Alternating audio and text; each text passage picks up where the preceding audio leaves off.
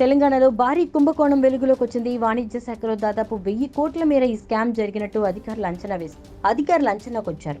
దీంతో అధికారుల ఫిర్యాదు మేరకు తెలంగాణ మాజీ సీఎస్ సోమేష్ కుమార్ పై తెలంగాణ సైబర్ క్రైమ్ పోలీసులు కేసు నమోదు చేశారు. దాదాపు 70 కంపెనీల ఐజీఎస్టీ చెల్లింపులో భారీగా అవకతవకలకు పాల్పడినట్టు కమర్షియల్ ట్యాక్స్ అధికారులు గుర్తించారు. అంతేకాదు ఇన్పుట్ ట్యాక్స్ క్రెడిట్ చెల్లింపులో 1000 కోట్ల మేర అవినీతి జరిగినట్టు తెలంగాణ వాణిజ్య పన్నుల శాఖ విచారణలో తేలింది. దీంతో ఆ శాఖ కమిషనర్ 3 రోజుల కిందట పోలీసులకు ఫిర్యాదు చేశారు. పలు సెక్షన్ల కింద కేసు నమోదు చేసి దర్యాప్తు మొదలుపెట్టారు.